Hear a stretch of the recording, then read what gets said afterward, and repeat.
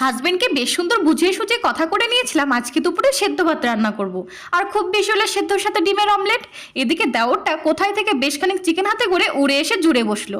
আমি সেদ্ধ ভাত করেই ফেলেছি বলতেই, বৌদি আজ কোনো টেনশন নিও না, রান্নাটা কিন্তু আমিই করব ভীষণ ইউনিক স্টাইলে, কোথাও খুঁজে এই রান্নার হদিস তুমি পাবে না। বাপরে, আজ দেখি ভূতের মুখে রাম নাম, তা মতলবটা কি ঠাকুরপো? এমন কিছু না বৌদি, আমারও তো মন চাই বৌদিটাকে অন্তত একদিন আমি রান্না করে খাওয়াই। ফিসফিস করে হাজবেন্ডকে বলি, ব্যাপারটা একটু গোলমেলে লাগছে না। কি বললে বৌদি? না তেমন